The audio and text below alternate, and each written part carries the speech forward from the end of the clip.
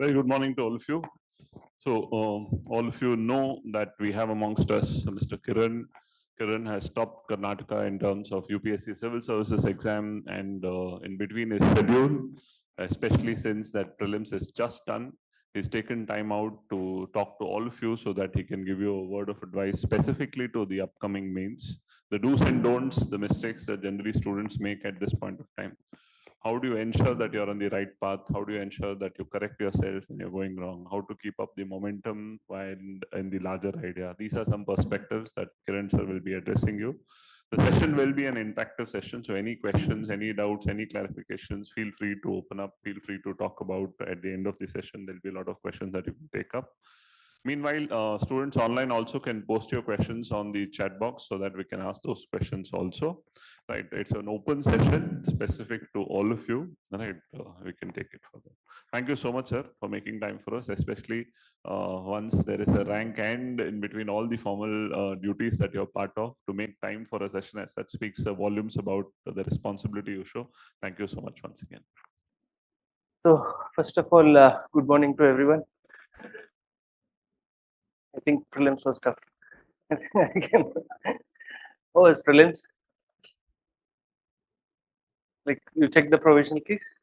Okay, anyone who's like on safe score, yeah, really. Like I presume most of them are safe score here. What's your score, Hitesh? 83. Wonderful, wonderful. Okay. You know, like 75 and above. Anyone's getting 75 and above? 70 and above? What? Okay. Okay. So prelims is very uncertain. There's no like ನೀವೇನೋ ಓದ್ಕೊಂಡೋಗಿ again it can be it can take you by surprise. But I feel mains on the other hand is a very much more predictable one, much more stable phase of this examination, the most stable I would say. And I feel that UPSC preparation ಅಂದ್ರೇನೆ mains preparation. It is mains preparation, it is not prelims preparation. Prelims clear ಆಗೋ ತನಕ ಅಷ್ಟೇ prelims is the biggest hurdle. But once you clear prelims, then you know that prelims was not a hurdle. It was just an entry ticket. ಆ entry ticket ಗೆ ಇಷ್ಟು ಕಷ್ಟಪಡ್ತಿದ್ವಿ. But the real hurdle is mains actually. So I know you already, anyone who's already written a mains here? One, how many mains? One mains. Anyone else? You, one mains? Okay. Anyone who's written KS mains here? Okay. Okay. Anyone who's like mains bardilla but basic answer writing? Basic answer writing. Anyone who's, you can just lift your hands up.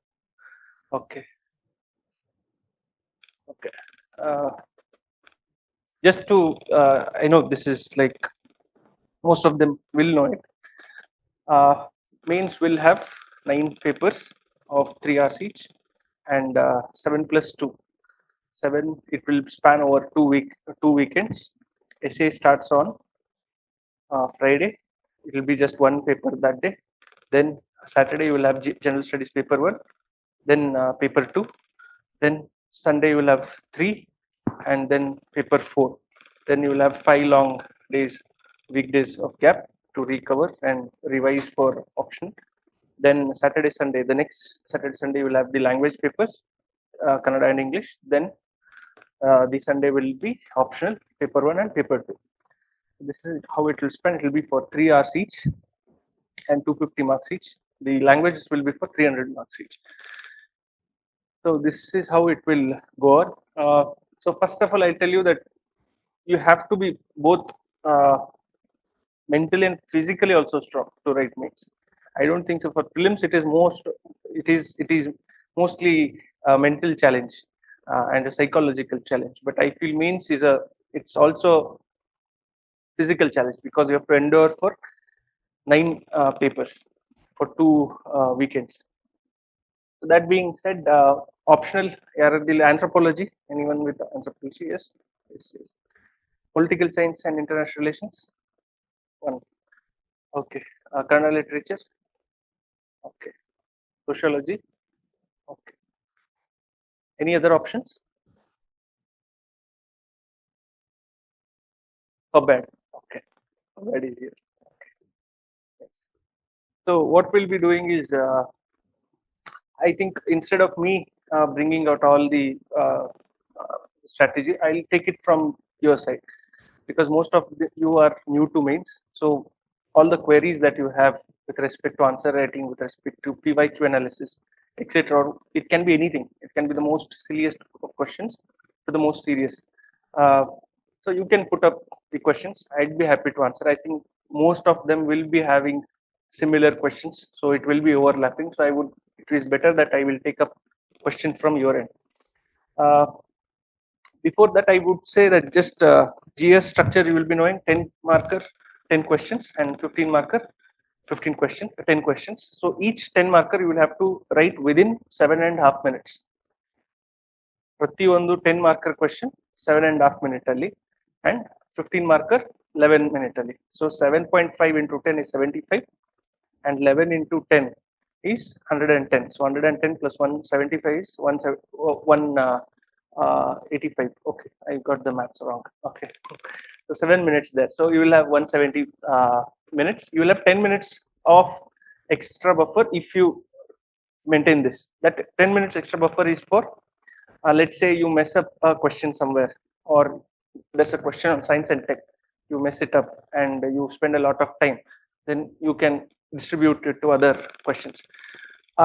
Initially ಸ್ವಲ್ಪ difficult ಅನ್ಸುತ್ತೆ, like to complete paper. So my advice is you to start with sectional tests, and initially do not worry about finishing the papers these 2.5 months. You first finish content. You, while preparing, focus on content, then focus on structure, and then focus on speed. This is during preparation. First you focus on content, you get your content right across GS paper, across optional paper, the essay fodder, you complete that. Then you worry about the structure of it. If the content is now taken in the form of a question, how do you structure your answer? That should be a second priority. Once that is done, go for timing. You have to, now you've got content, you have structure, now you have to write it in within the specified time, 7 minutes and 11 minutes each. So but once you are writing, the it gets reversed. Once you're actually writing in the mains, it is time first, then structure, then content. I hope you're getting what I'm saying. While preparing, you have to first focus on content. You make sure that all the content is ready. Then you think of how to structure it in the introduction or body structure, body and conclusion. Then for optional, it is again different. For essay, it is different. So you worry about the structure. Initially, you have to get the content right. Without content, no matter how many brainstorming structure frameworks you have, does not matter. So you have to have the content first, then structure, then the timing. While writing answers, it is exactly opposite, because you have to finish your paper. No matter how bad your paper goes, the least thing you have to do is finish your papers. There is no excuse to it. So you have to complete all the 20 questions in GS 19 in optionals. So then worry about the structure, then worry about the content. So apart from that, essay, anyone who's written essays regularly here? Oh, essays? You've written essays, okay. What is main score last year? Nice. 687, okay. And yours? 610, okay. So so once your content is ready, weekly keep writing tests. Keep writing a lot of tests. Like you finish a topic for a week, then you write a test on that day. Like I started with FLTs directly, the full length test. I did not go for sectional in my last attempt. Usually the trend is that you go for sectional tests, then go for the full length test, then write the simulators. Because of having seen and practiced mains in real for 2 times, I went for the full length test in my last attempt, and I wrote 2 simulators at the back end. So apart from this, I did an everyday answer writing. Everyday answer writing, I did not go for any other institute. I went for the previous year questions. So I wrote the everyday answers only for the PYQs itself. Every day 7 questions for an hour or 6 to 7, whatever it is. You fix the time framework, at least an hour or hour and a half, and you write answers every day. You have to write answers every day. This is one thing I had. This is a mistake I had done in my previous attempts. In my previous attempts, I thought test series is enough, but the problem with only writing test series is that you wait an entire week to make corrections. Like you make a mistake this test, and you know what are your mistakes, but to put it into practice again, you have to wait the next test next weekend to imbibe those corrections. But in my last attempt, what I did was everyday answer writing helped me in basically correcting my own mistakes on an everyday basis. I know I have made a mistake there. I could have answered it this way. So I can immediately course correct it in the very next few days. So that actually helps. So have a everyday answer writing. It is non-negotiable. You have to do everyday answer writing. My suggestion is you do it for the PYQs. So that will also help you in understanding the PYQs and writing answers to the PYQs. So that will be covered parallelly. Apart from that, the test series, every week you write one, and Saturday if you write the GS, you on Sunday you write the optional test. So this is how you manage it. So Saturday Sundays is exclusively for writing tests and revising, because the first 5 days you are studying for GS on the first half of the day. Then the second half of the day you are preparing for optional, and you are also reading newspaper. So these three things you are doing, and on Saturday you are writing the GS test. On Sunday you are doing the optional test. So this is how I would do, and I would advise you to do the same. Uh, Apart from that, everyday answer writing, as I said earlier, is non-negotiable. You have to do. I feel that there is no substitute to hard work. There is no substitute to hard work, because I wrote around 900 plus answers, and I feel that uh, I was also of the opinion that you don't have to write so many answers. Till I failed 2 mains, then I understood that okay, this is the only mantra. So you have to write a lot of answers, and it's not just the quantity. Like I wrote 900, that's why I cleared. No, the thing is with repeated answer writing, you most of the things becomes internalized. You don't have to worry about the structure, the framework. Everything comes very naturally because you've done it every day for so long. For at least I would say 8-10 weeks. So for 10 weeks you're repeatedly writing the same doing the answer writing, brainstorming essays. You're going through the brainstorm the frameworks, etc., answer writing frameworks. So by the end of, I would say, the first few weeks it will be difficult, but in the second half of your preparation you will be at ease. Most of the things will be internalized. You don't have to think about frameworks anymore. The frameworks will come in very naturally. So that is where you are saving the time. 7 minutes is difficult if you are thinking about the question, about the structure of the question, about uh, how to structure it, and how to what keywords to place in there. If you do all that in within 7 minutes, then it will be difficult. That is why maybe initially you will not take 7 minutes, you will maybe take 9 or 10 minutes. But with repeated answer writing, most of the things will be internalized.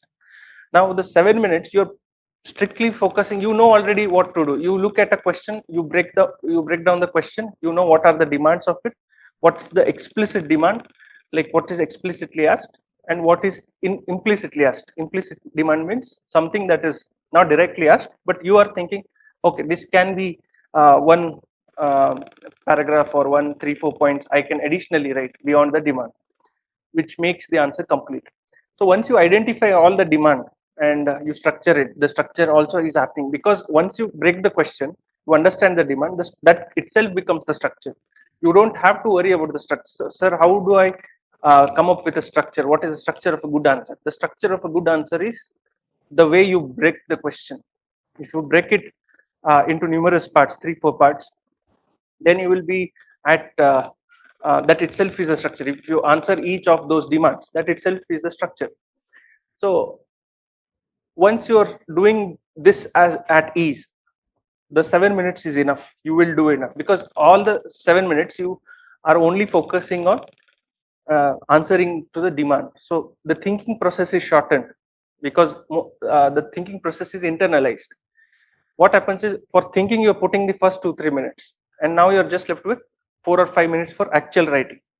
That is why you will be struggling to finish the paper. So the key to writing quickly and finishing the papers is reduce the thinking speed. Now, how do I'm not thinking less, I'm thinking faster. So when I say reduce thinking, I'm not directly jumping to answer writing. It's like most of the thing is done in the back end. It is already done. That's why you are doing it faster. It's not that I'm not thinking less. So this is how you try to finish. So you come up with a lot of frameworks, answer writing frameworks. For example, in the you can, with respect to essay, I would say you have a structure in mind, especially the quotation based questions. Quotation based questions is like mini essays. So it's like you write the quotation, you think in different dimensions, and your answer is done. If you do not have that structure in mind, you will be thinking what to do with this quotation based type of question. You will struggle a lot. So for this, like across the papers, you should have your own answer writing frameworks ready. So this type of question I'll think in this terms. This type of question I will look at in this type of dimensions. These are the big dimensions I look at. So if you have all those ready-made things, and that is when answer writing will become very easier. So this will come only with rigorous, intensive, everyday answer writing. And I would advise that you have at least 2 to 3 people of peer group. So I'll just share my own experience last mains. So last year means we were a group of 5 who went to Delhi for only for mains preparation. We were a group of 5, and we did an extensive answer writing, extensive discussions for those 2.5-3 months, and a lot of everyday answer writing. We would challenge each other to write more, because let's say everyday answer writing, you might do it for 3-4 days and then feel like you will be tired, then you will give up, because you have to do it for 75 days. It is going to take a lot of energy. So first few days you will be motivated and you will do, because I said you will start doing it, and you will be demotivated after a month. But that is where peer group discussion, having a good like-minded peer group helps. So what that did was, if I am not writing, I'm not in the mood to write today, because others are doing it, I'll have that push to do again. So if someone else is not doing, and I have the urge to, I'm in the right mood to do the everyday answer writing, I will motivate him to do it. So you create a competitive atmosphere that drives and pushes each other to their better selves. And I think that is where, for prelims, maybe that might not be true. The individual study is more better. But with respect to mains, I feel having a peer group actually helps. So we were a group of 5, me, Sandeep, rank 82, and Basavaraj Patil, Basavaraj Javadi, 664 and 739, and forest service this year, Ashwath Narayan, rank 82. So all of us, like, we were in the same room. We did a lot of rigorous answer writing. I think, as I said earlier, I did a total of 950 answers. So Sandeep did a lot of ethics answer writing extremely well. Then Ashwath did a lot of answer writing. So you push each other to do to be better, and that is why peer group matters. So that's the only utility I would say with respect to peer group, but that will actually help during mains. So if you are able to find 3-4 group people of like-minded candidates, that would be helpful. Apart from that, essay, I feel essay, you should get a lot of fodder material right now. You can go for any ready-made fodder material, or if you already have one, think in terms of that. We will do a paper-wise intensive master class of mains. I'll do it today. I feel we'll just do a general discussion as to what to do for mains, how to be mentally ready for mains in the next 75-80 days. But apart from that, I will do a very intensive paper-wise strategy sessions as well. So now I'll just open the session for a broad Q&A discussion, because most of them I feel a lot of question marks on your face. So I see a lot of questions on your face. To bring up a lot of questions, I'll be very happy to answer them. So I think that is a better way to go about this. Yes. Anyone, just raise your hands. We'll take up questions. Hitesh, yes.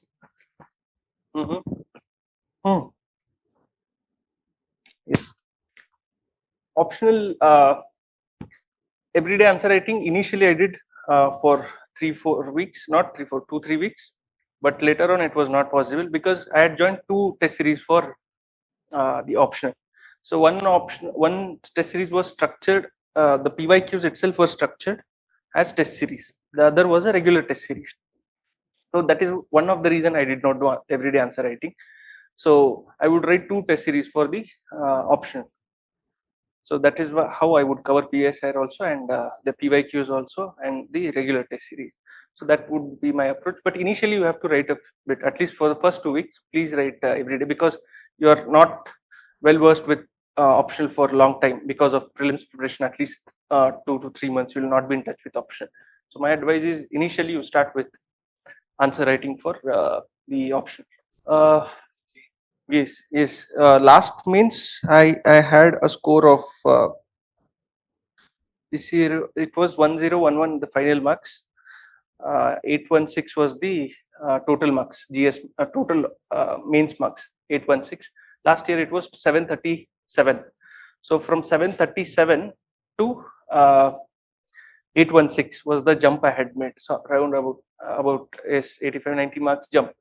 So that jump was mainly because, first and foremost, it is because of intensive answer writing. There is no shortcut, but there were a certain tweaks I had made. One was with respect, I identified paper-wise flaws in my own answer writing. So one thing was my GS1 was very bad. Personally, I did not like GS1, so I was not very comfortable writing GS1 answers. So, but this time I made, because it was my last attempt, I had no choice but to get it better.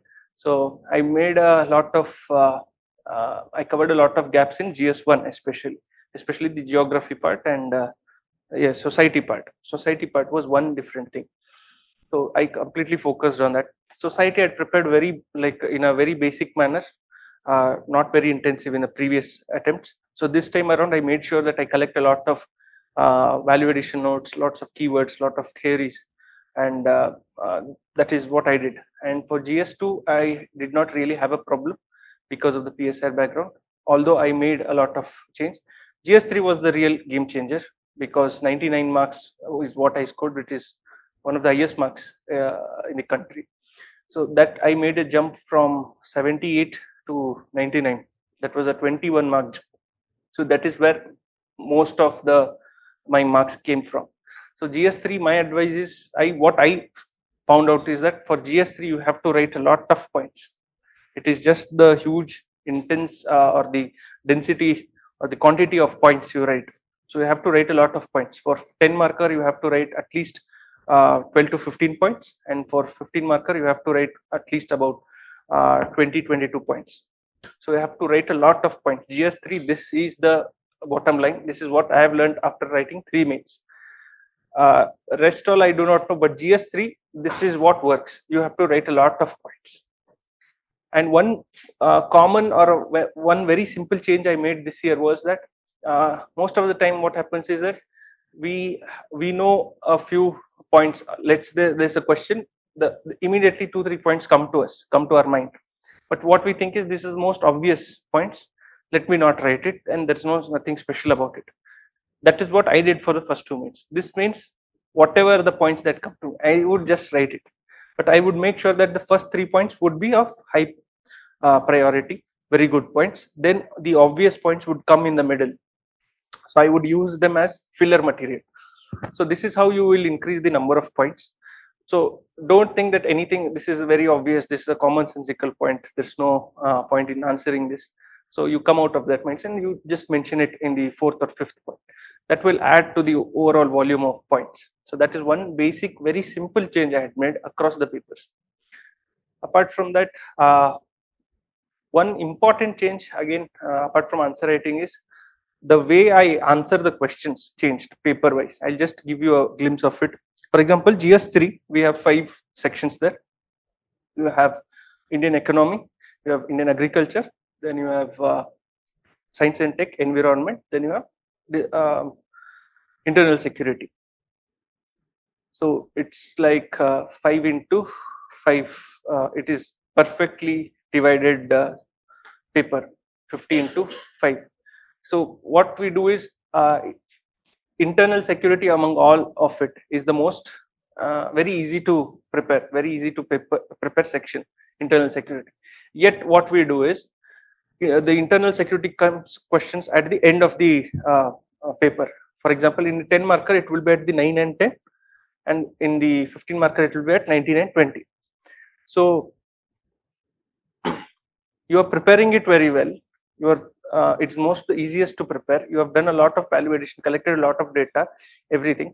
But while answering, it is coming at the end. So you are putting your most well prepared subject in with when you are most tired or at the fag end of the paper, where you do not have the same intensity, same amount of energy, and also the time is also little.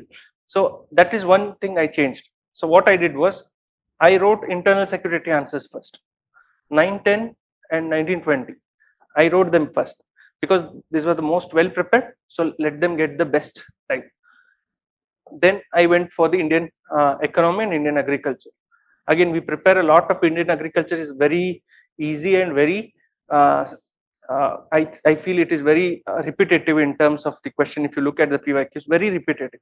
So if you prepare broadly various themes that have come across the PYQs, you can very well prepare Indian agriculture. So Indian agriculture is the second thing I would write, finish it off. The 3, 4 and 13, 14. Then I would go to Indian economy 1, 2 and 11, 12, and then finish the rest of it. Science and tech I would keep at the last. So environment I would finish. Then at the last, anyhow science and tech, whatever you prepare, he will bring a question that you will not know. But if you're answering in the traditional way, what will happen is science and tech will be at the mid of the paper of each section.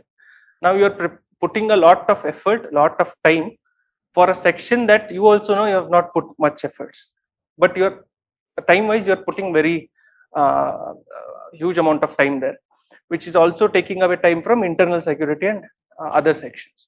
So that is deteriorating the quality of the questions of the very good sections you've prepared, whereas you are putting more time and effort to sections that you have least prepared.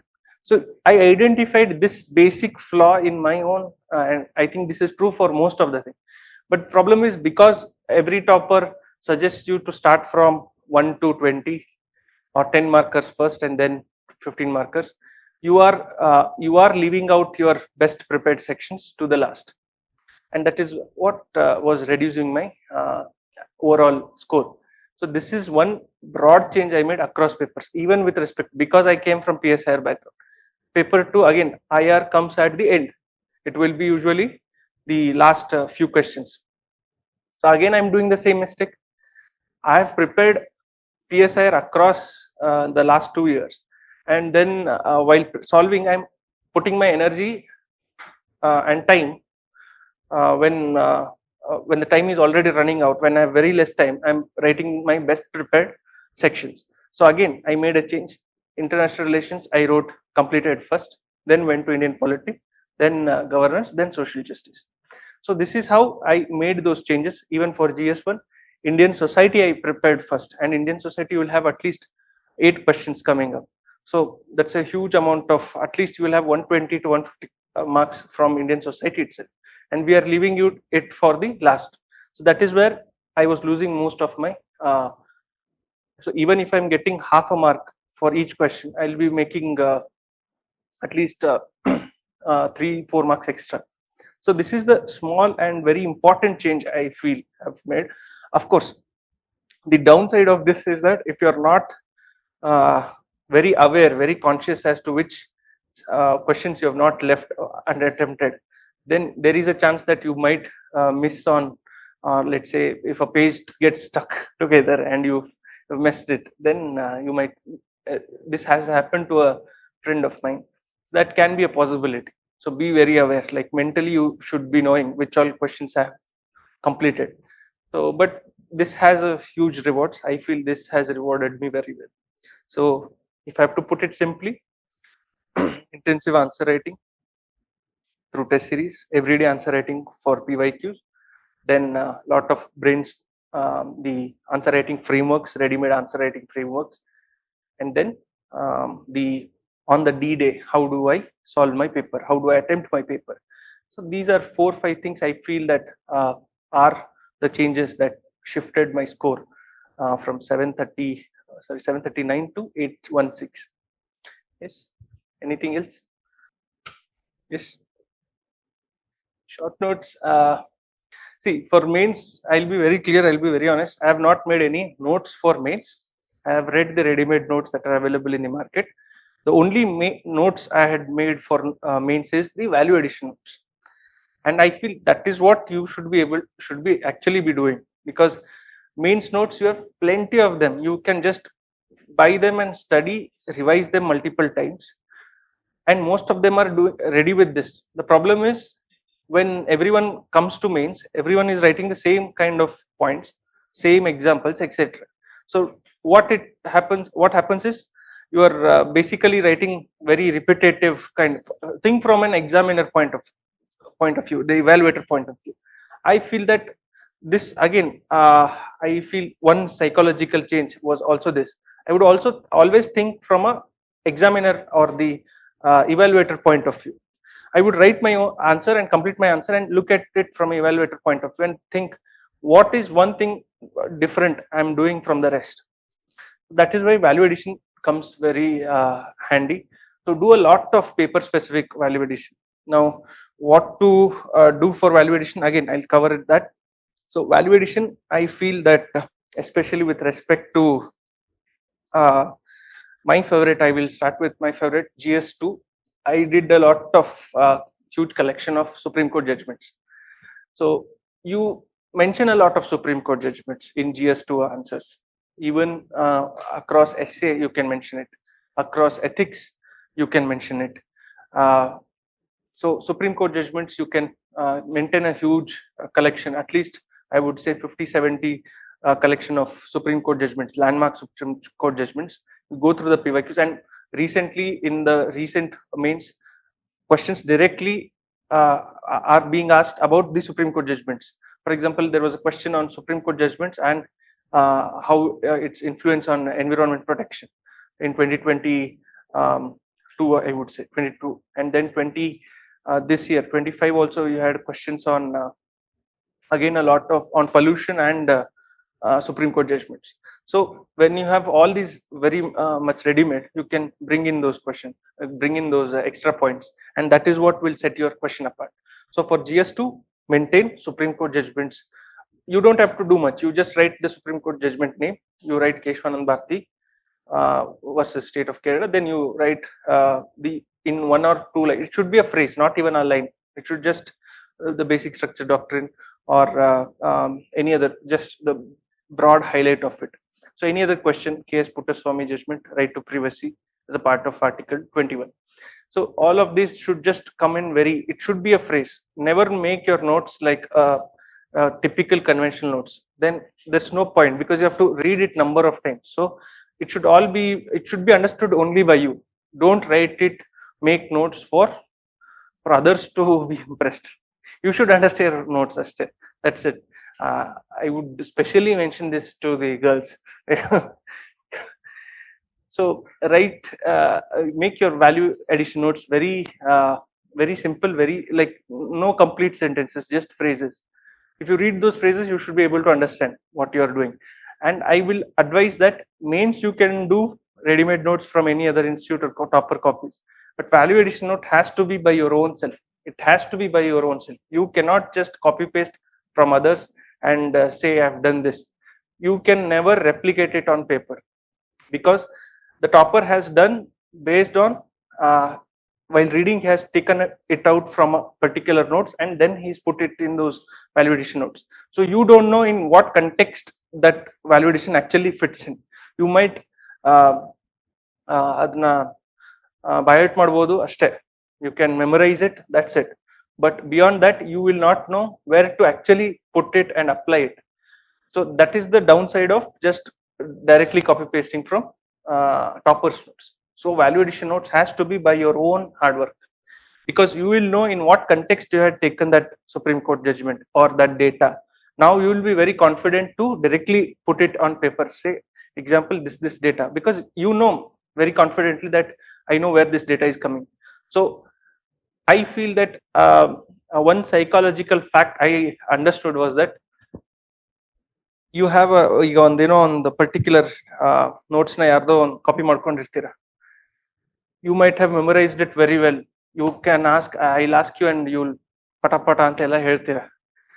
But ಅದನ್ನ paper ಅಲ್ಲಿ ಬರಿ ಅಂತಾಗ you will not be very confident, because you don't know if it's the accuracy of it, because you have mugged it up from a secondary source, not a primary source. While the topper had written it from a primary source, he will have the confidence to put it directly on paper. You will not have the same confidence to put it on paper. So that is why I will advise you to do the value addition notes on your own. Do a lot of intensive value addition notes. I feel that is a game changer for mains. It is not your typical notes like what is the ethics notes. You are doing copy pasting the same stuff from some institute notes or some proper copy. That will not come in handy. For ethics, you have to go for the paper specific keywords. You have to bring a lot of keywords there. You have to bring a lot of examples on your own.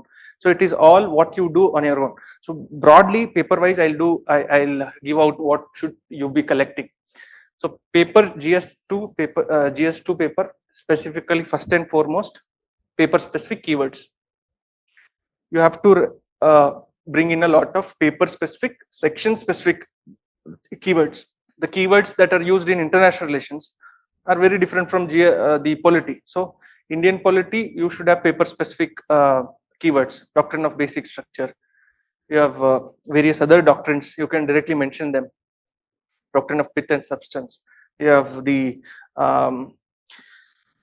checks and balances, separation of powers. All these keywords, very basic to very high level of keywords, you should be able to make a very good list, exhaustive list of paper specific, section specific keywords. The again, keywords for social justice, Antyodaya, Sarvodaya, you can bring in all of those. A lot of government mottos, slogans, bring in directly, utilize them for conclusions straight away, you can utilize. So that is again you have to do. So Supreme Court judgments intensively for GS2, then paper specific keywords for GS2 and section specific. Then for international relation, you have to draw maps wherever possible.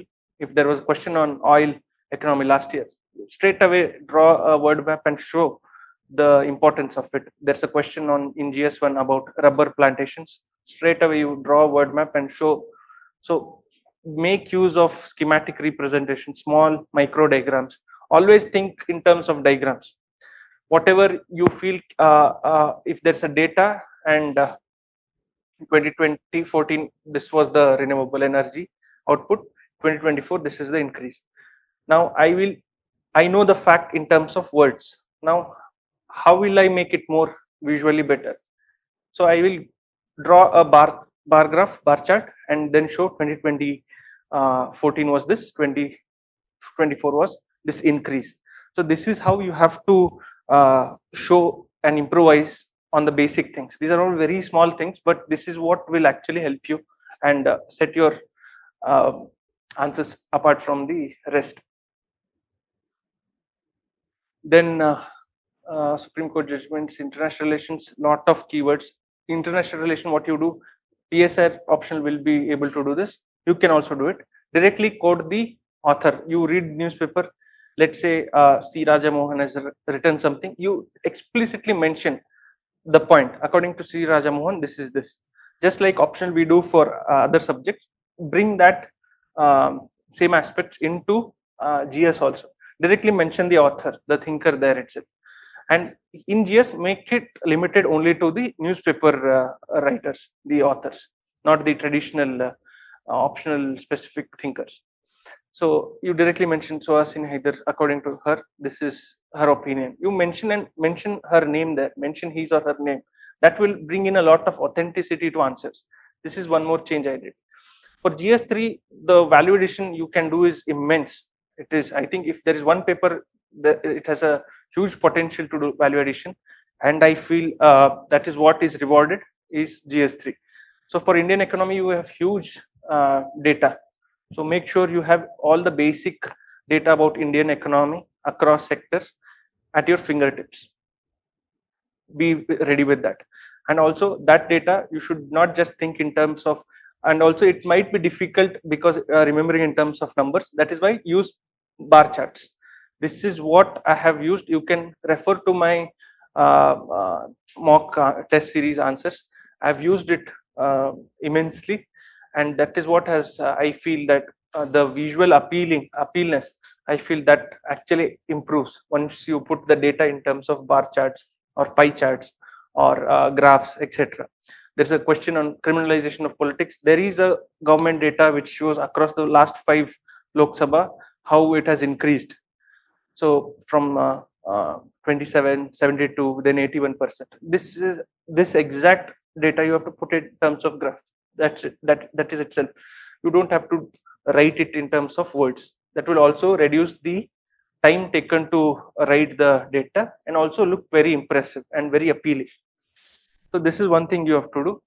So GS3 data on economy, huge data. Environment, you have a huge data there on pollution, on global warming, on sea level change. You can write so many data there. So one more thing is try to write the source of the data as well in the bracket. You mention a data. I will not say do it for every for the very normal ones. You can skip it. But let's say you are bringing in a very different type of data. You mention the source of the data. You write this report or Niti Aayog report, etc. Just write it very in simple words. That is one thing. For economy, environment, for agriculture, you have again huge number of data. You have committee recommendations, the Ashok Dalwai committee on doubling farmers' income. You can just go through the report or download the report, put it on ChatGPT and ask it to give you 10-15 points. You memorize those points and use them across questions, across answers. You can directly put them and mention Ashok Dalwai committee on doubling farmers' income. That's it. You have a lot of data from the agriculture ministry. You can utilize them on the percentage of organic farming, the number of organic farmers, the increase in cotton, the decline in production of cotton production, etc. You have so many data. You collect one data across themes like, and also you don't become like I would say, don't overdo it. Don't collect every data that is present across, because it's an endless job. You will never finish collecting data. So while putting it in your notes, always think, ask a question to yourself: will I be able to reproduce and replicate this on the day of exam? Only then you put it on paper. Else you will again make a notes that is 100 pages, which you will not be able to. And that's not the point of value addition. Value addition notes, it has to be less than 10 pages for each paper. It has to be less than 10 pages. So you're just doing all this like only the name suggests it is just value addition. You are not making any notes again per se right from scratch. So think in terms of how easily can I be able to reproduce this on the day of exam. There's a huge data, complex data that is present, very attractive. But can you replicate it on the day of exam? Can you be able to recall the exact figures and write? No. Then don't include it in the your value addition notes. So this is how you do it, and that is how you will limit the number of data also. But broadly across sectors, across themes, you should have some data. Go through the PYQ, then you will understand what is the areas that you should be covering. Then GS, disaster management and internal security, you have a lot of data there, lot of case studies. You can directly mention the case studies. Best practices. You can go through the best practices.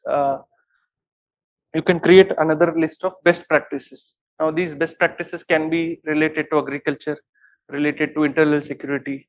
Um, then, for example, of the greyhounds of Andhra Pradesh that you can directly mention in internal security. Then, for agriculture, you have uh,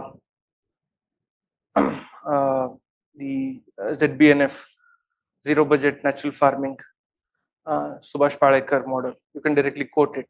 Then you have a lot of these things on internet. You create a exhaustive list of best practices. This you can utilize across papers, across 1, 2, 3, and 4. So do a exhaustive list of best practices. Then committees. Do a at least I would say 20, 30 committees. You can directly quote them in paper. Again, for GS2 you can use this. For GS3 you have huge number of potential. As I said earlier, Ashok Dalwai committee. You have a huge number of other committees with respect to Indian economy. You mention them specifically, explicitly in your answers. That will bring in a lot of value addition.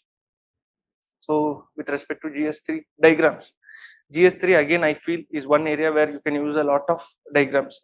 GS2 there is no much scope. GS1 and GS3 you can do a lot of micro diagrams. Even ethics you have a complete huge set of avenue there. But GS1 and GS3 draw a lot of diagrams. If there's a question on Indian agriculture, which is a very, let's say, a comprehensive question, you can stretch the entire supply chain of the agriculture, right from preparation of the field till the food harvesting and then the food processing. So you mentioned that diagram. There's a question on let's say the red corridor, the declining red corridor. You can draw the India map, show the earlier stretches of red corridor, now how it is shrinking, and now just left with just less than 30 districts. So you can cover that. There's a very good document by the government of India, which was released last year during mains, the 11-year government document. You can download that. I think you will get an idea as to how actually to do validation. It's a very important booklet. 11 years of government. A Niti Aayog report. It's a Niti Aayog report. You can go through it across sectors, the government's interventions and how it has improved. You can go through it. It's a wonderful document.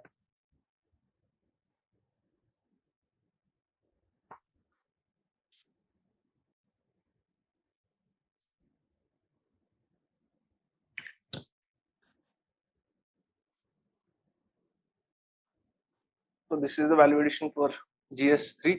GS4, paper specific keywords, lot of case. You maintain 3 lists here, go through the syllabus, write down all the keywords that are mentioned in the GS4 syllabus. Just write the keywords first. Then in the second sheet, you write the very simple meaning or a definition to each of those keywords. That should be a second sheet of paper for GS4. Then on the third sheet of paper for each of those characters, you write 4 examples, 2 from civil services, 2 from non-civil services background, common people like the Padmawadis, etc. So you mention this in the third sheet. This should be again very exhaustive. You go through the Better India website. You will have a lot of examples of real life civil servants who have done very good job. So you can mention them across themes. For example, you have an IAS officer in Andhra Pradesh who has increased the groundwater levels. You can mention them. Then there's a IAS from the Odisha who learned the native language, and then it helped in better grievance redress. You can utilize her example. So you go through that website, go through various other resources. Make sure that your examples in GS4 are very different from the rest, because what happens is everyone is reading again the same kind of material, the same examples everywhere, the same for example, the civil servants names are also very repetitive. Question on integrity comes, you write Ashok Khemka, you write the same names, you write Mahatma Gandhiji, you write Mandela, you write Buddha. Again, it all revolves around 3-4 names. So that makes it very repetitive, GS4. So go beyond it. So think beyond it and make a huge collection of these examples. So apart from that, again, quotations, make a huge list of ethics related quotations. Now, the keywords that I mentioned earlier, go to ChatGPT or Google and say quotations on transparency, quotations on accountability, quotations on anything. You type anything, all those keywords, you maintain 1 or 2 key quotations for each of these keywords.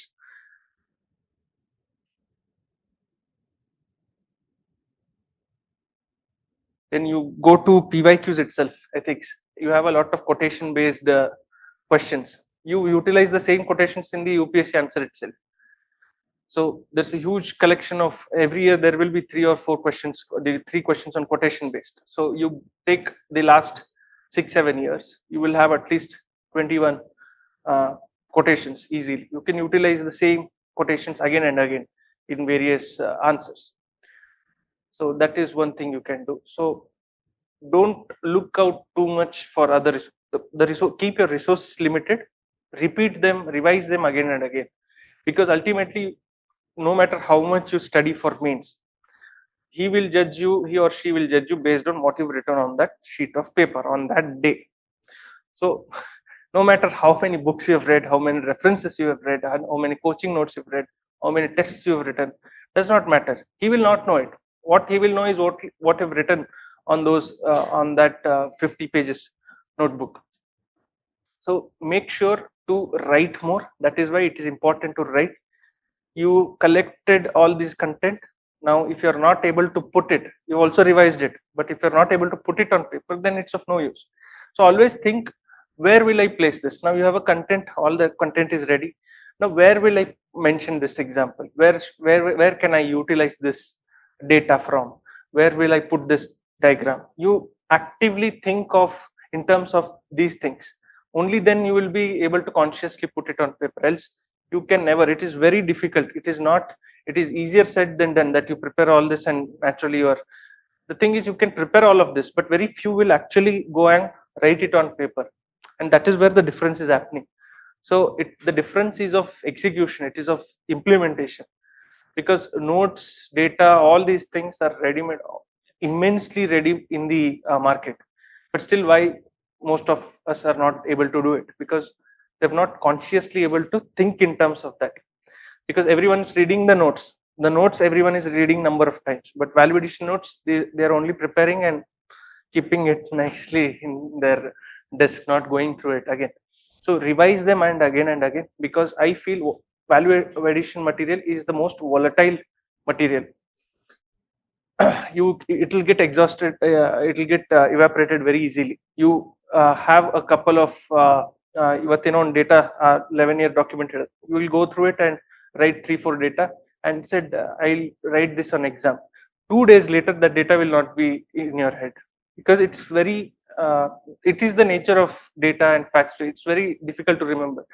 That is why you have to revise them again and again. At least every 2-3 days you have to go through them. So especially in the last 1 week or 10 days, every day I have gone through those data. So it became very natural to me at the end, like so much that because it was limited and I knew in what page what data was there, because I'd gone through them again and again. Mains is one thing about mains is you have to work intense in those 2.5 to 3 months, but be ready to work hard, because after that 3 months, no one is expecting to work hard. Interview is not going to be that difficult. You don't have to work all these like 12-14 hours there.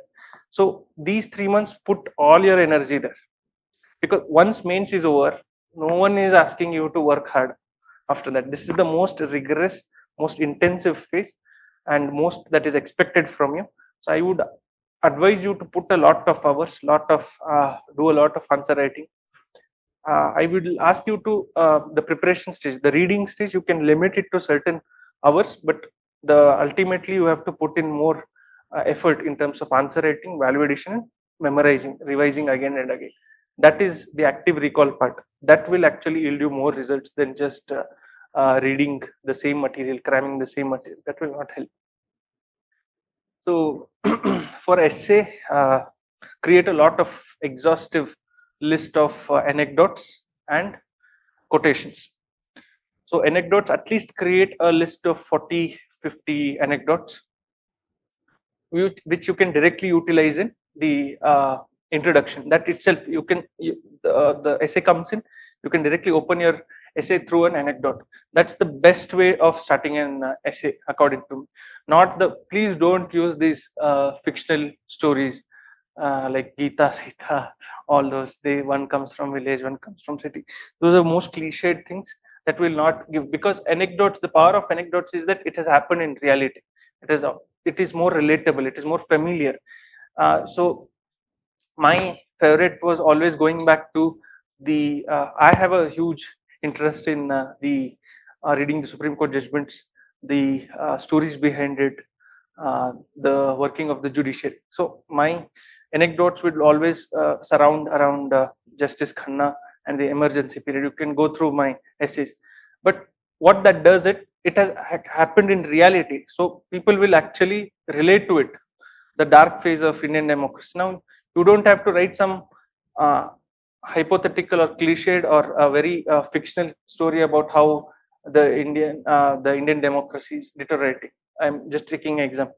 If you mentioned it, the real instance, the real anecdote, then you will be put in a story that is more relatable, that is more realistic, so it is more appealing. So always use anecdotes there. So use the anecdotes. So collect a lot of anecdotes, at least 30, 40, I would say minimum. Second advice is, who has an interest of reading fiction or non-fiction here, apart from UPSC? Yes, they will be better able to write better essays. I feel that they'll write good essays. So you can utilize all the stories that you've read, the fiction stories or the non-fiction ones. You can directly utilize them as anecdotes. Even it can be Kannada stories or Kannada novels. Directly you can utilize them as anecdotes. So what that does, again, it is simply to showcase the depth of your knowledge, depth of your creative thinking. Not write the same like Mahatma Gandhi did this, Nelson Mandela did this, or Buddha did this. These three, please, I would refrain you to not use them again and again and bore the evaluator. So bring in a lot of new ideas. Once that is done, make a huge list of quotations. Quotations you do on two things. One is you identify the themes based on PYQs. Now you identify 10 themes and ask ChatGPT or Google, give me 5 quotations on this theme, on poverty, on education, on rights, on freedom. You make a exhaustive list of quotations. Then second is based on the personalities.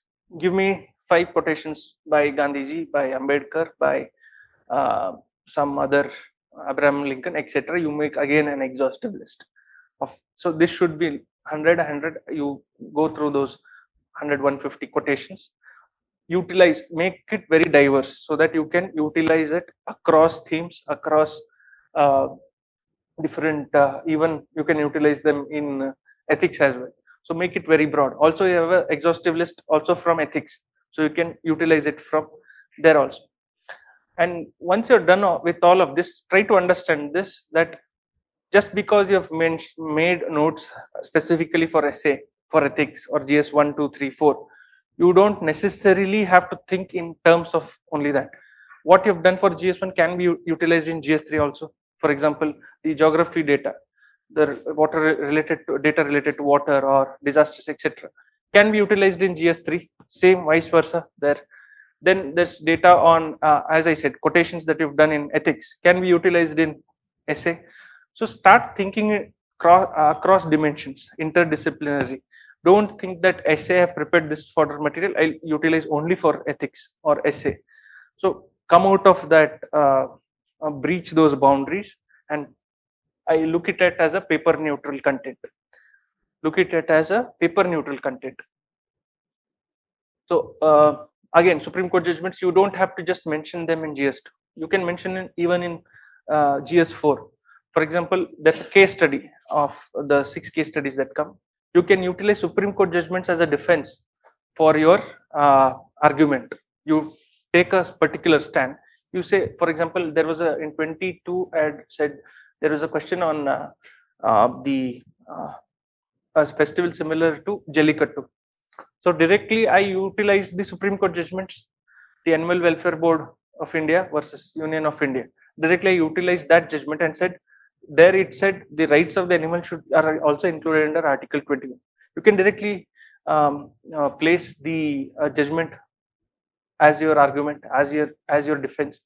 Then let's say there's a broad case study. You can utilize the Supreme Court judgments as your introduction. Recently, Supreme Court in this judgment has said, let's say there's a case study on euthanasia. You can utilize the latest judgment on euthanasia directly. Harsh Gupta, something is Harish Rana. Yes, Harish Rana. You can directly utilize that. So utilize all the Supreme Court judgments in GS4. You can utilize them in essay. So try to think in terms across papers. Don't limit yourself to just paper wise thinking. Don't narrow your thinking. Think in across the board. Then same goes with agriculture data. Again, you can utilize in GS1.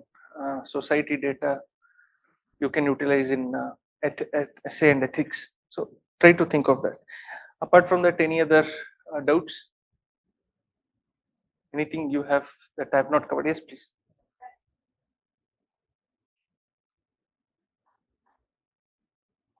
Yes, yes. This is actually good, but see, my suggestion is that I'll talk with sir and do an exclusive essay session. That I will do it, where I'll demonstrate how to actually write an essay. I think it is. I feel that once or twice, if you're able to do it, then it is easier. But initially, you have that inertia to start writing. So, just to answer your question, shortly, I'll say that you think in terms of paragraphs first. Not make your one. Each page has to be just 2 paragraphs, 2 to 3 paragraphs. So you make sure that you're not over explaining anything, and you're also not under explaining anything. So 2 to 3 paragraphs per page. Now, once you're shifting from one paragraph to another, use connector words, connecting words. They're called as connector words. You can use them. So the transition happens very naturally and sequentially. So it will not feel that you are abruptly shifting from one dimension to the another. So use connector words. Then apart from that, think in terms of there has to be a pattern. If there's a question, again, you break down the question. A good essay comes from the first 15-20 minutes of very good brainstorming. So a good essay comes from very good brainstorming. So first 15 minutes you have to brainstorm very exhaustively, think of different material, different content, and you divide the essay. I will also teach you how to brainstorm and do it, what worked for me. So you break the essay in terms of the one side of the essay, which is the I would say every essay will have 2 sides. It need not be 50-50, but you have to divide the essay like you're supporting the argument, and the other side you're arguing against the statement. So for this 4-5 dimensions, for these again 4-5 dimensions across the 2 ideas. Then at the end you are summarizing the 2, and then you are concluding.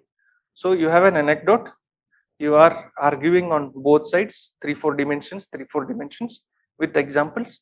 Then you are summarizing what all you did here. Then you are concluding. Then you are bringing the anecdote back again. So this is how an essay has to be. So if you do this, there will be a very sequential order to it. It's not that you are arguing in support of it, and the next paragraph you are arguing against it. Again, next page you are supporting it. That is not the right thing. So it should have some flow to it. So that is why again I will advise you to read a lot of newspaper editorials. actively read newspaper editorials even during mains. This is a mistake that students do. I actually read two newspapers. One is the Hindu completely, and the Indian Express, the old Indian Express, only the editorials and the explained part every day. This actually gives you a lot of uh, data, a lot of case studies active around those 2-3 months, which you can put it on paper. So your answer looks very connected to the recent happenings. So what happens? Someone is talking about there's a disaster, and candidate X is talking about disaster that happened 30-40 years ago, while you are connecting it to a very recent disaster. Your answer will be more connected to reality, and it will also show that you've been very active in terms of reading newspapers. Your answers are very dynamic in nature. That will be appreciated.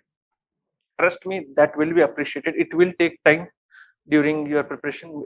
The newspaper will take around one hour, but it will you will get the rewards of it much later. So please read newspapers actively. If not two, at least I will say one newspaper completely. Do not miss on text and context in the Hindu. It's an excellent value addition. Lot of content you can directly derive from there. Also the explained series. So if you are able to not do anything, at least go through the front page, do the editorials and text and context. If you're still wanting to read, or just go through the explained series, if there is any interesting, then you read it, else you can skip it, but at least do one part, the Hindu part. Please mandatorily do it. Now with respect to articles, there's very good articles. Now what do we do with those articles? You read them every day. Again a new article comes in, we'll forget the old one. So that is what I would recommend, is you read an article, you click a picture from directly, don't go through to the chat GPT, you read the article first, then you click a picture of it and go to chat GPT and say, give me a summary of it in 6 to 7 lines, and retain all the quotations, retain all the quotes, retain the name of the author also. Then also ask it where I can utilize across papers, GS1. Now it will clearly give you out that you can utilize this data here, this keyword here. Now that is the only notes you should be making. Now you should be revising them weekly again and again, so that the name of the author, the arguments come very easily to you. You can use those arguments directly in your points. This is how you will bring in different ideas, new ideas in your answers. So this is initially it will be an exhausting process, but later you will enjoy it. Always think that I have to make my answers stand out from the rest. That is the only dimension you should be thinking. Only then you will be able to enjoy this process, else it will become a very painstaking event, because to do this every day, read the newspapers, collect data, write them in your validation notes and revise them. They're very simple to say, but to do it every day along with actually preparing the base material for optional for GS, it will be exhausting. But my experience suggests that if you're able to, these are how many days are left for the mains? 80 days. You have to put at least 110 days of effort in those 80 days. Now how you do it is increase your time every day for an hour or two. Like if you're able to read 10 hours, make it 12. If you're reading 12, make it 14. But as I said earlier, this is the only 80 days you have to work extremely hard. But the rewards are so much, is that you can relax pretty much after that, because interview, even with an average or above average interview, you will sail through. Let's say you have just cleared mains, just across the border, then you have to have a very good interview, which is again not very plausible. So that is why my suggestion is that you get your score in the mains as high as possible. Look for maximization, so that even an off day at interview will get you into the list, because now your mind will be only looking at clearing mains. But honestly, just clearing mains is of no use. You are just as good as was not writing mains now, except that you have the experience of writing mains. My suggestion is try to maximize, get those extra additional half mark across every question. don't neglect the power of half marks. I think one who has written mains will understand it better, because let's say GS, there are 4 papers, so it is 80 questions, 80 into half marks, it is 40 marks, and you have 19 in 38 questions in optional, again half marks, you have 19 marks there. So 19 and 40, so you have almost 59 marks out of just improving half a mark every single answer. So that is what, if uh, in 24 mains, if someone had said this, maybe I was not able to, because 24 mains I needed 37 marks more, and another 30 for being in the top 100 150. So that is like 60 70 extra I have to do it.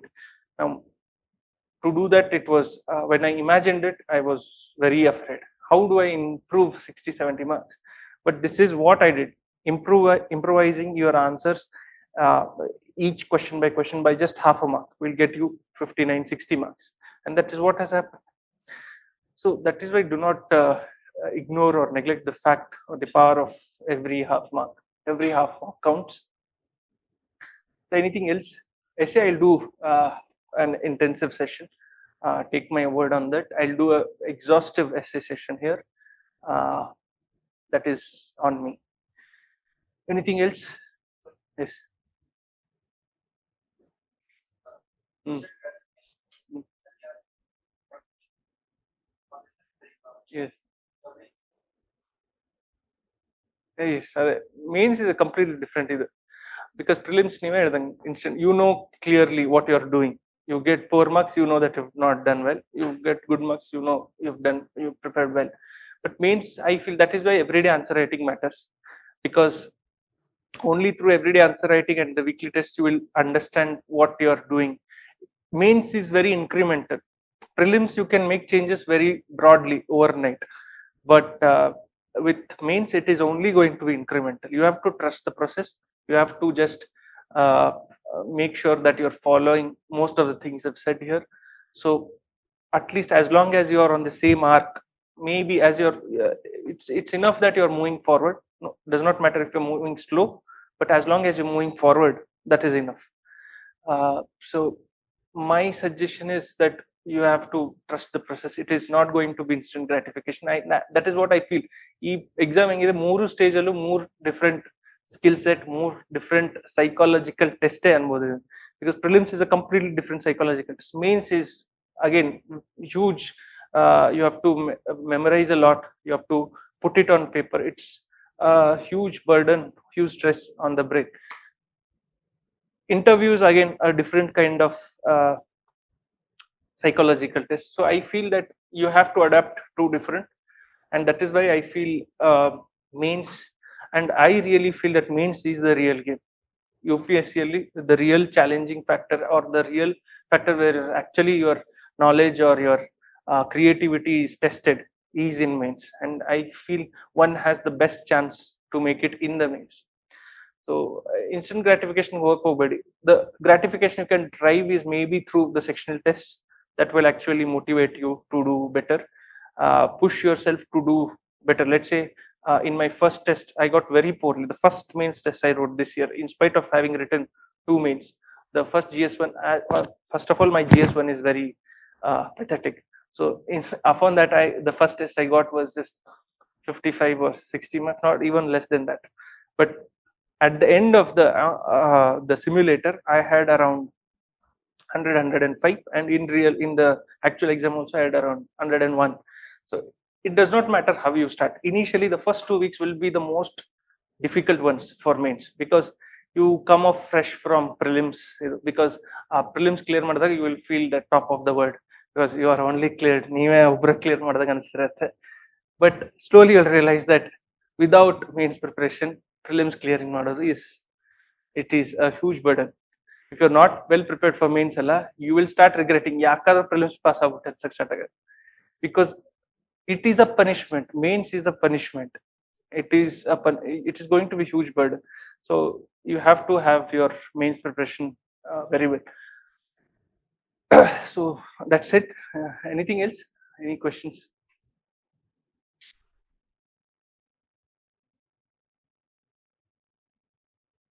Tired already? Yes. Okay. So that's it. We'll conclude. Or anything else? No? Okay. Yes.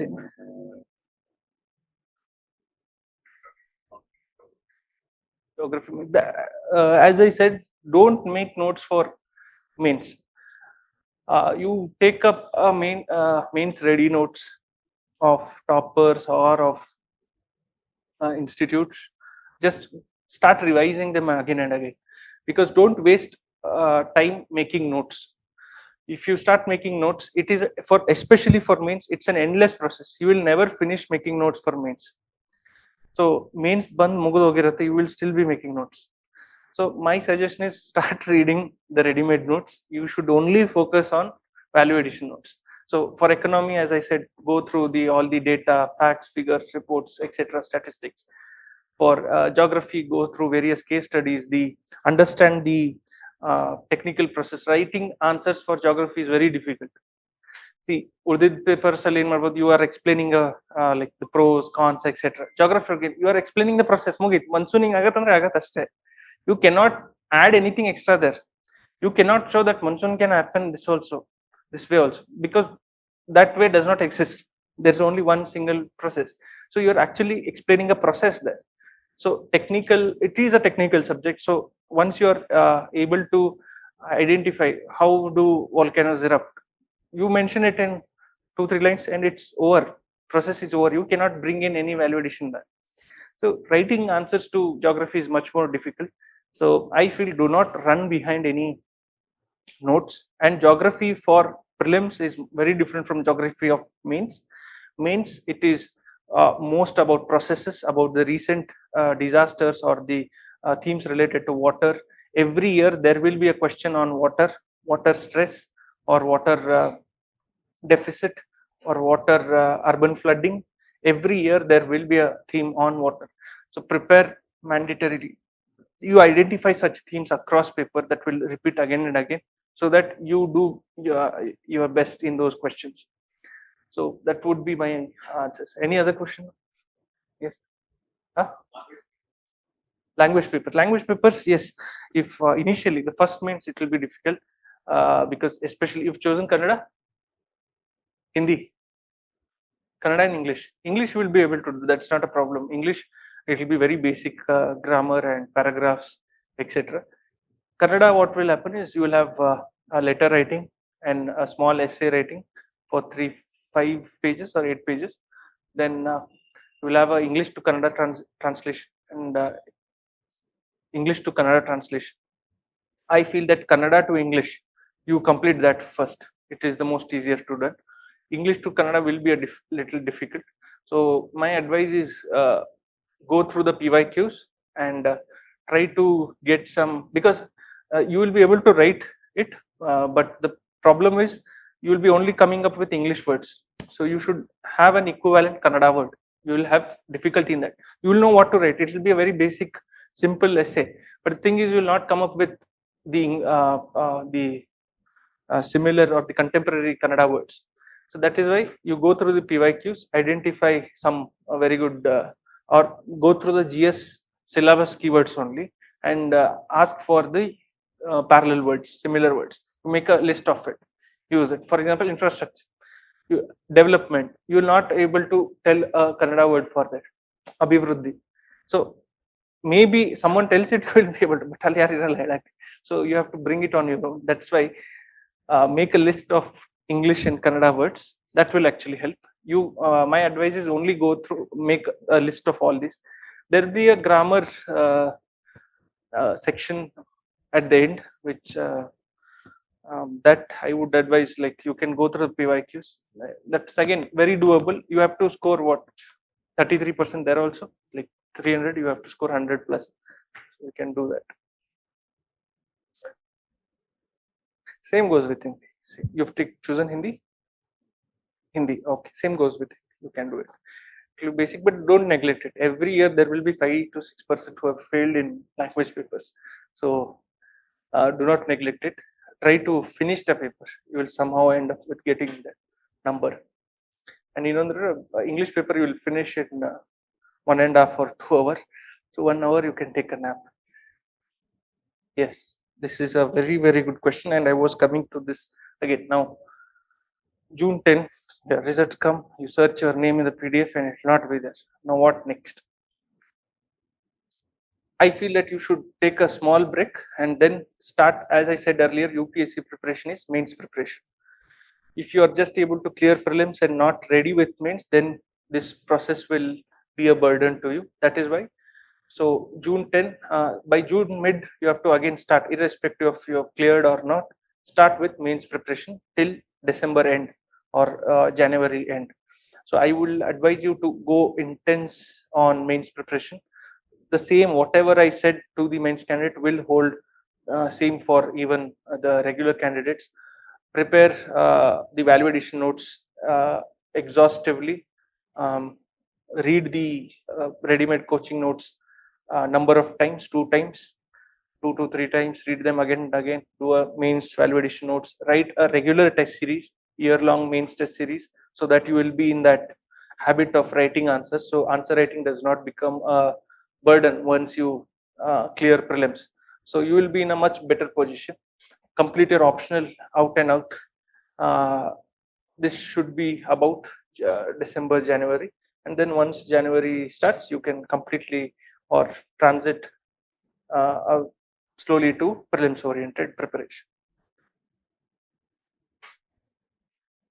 Anything else? Yes, that's it. Anything here? Yes, that's it. Okay. Thank you so much and all the best. I hope everyone here finds their name in the first of the second of the three. No, this is the first of the three. It's first of the three holy PDF list. Anything else? I'll be here at the institute. You can always come up with your doubts. I'll be there at the institute. So feel free and come and get your doubts clarified. Apart from that, nothing else. All the best. Do well. I hope you clear your prelims and go on to clear your mains as well. Anything else? As I said earlier, I'll be here at the institute. Thank you. Thank you so much. Bye. Have a nice day. Thank you, sir. Thank you so much for all the insights.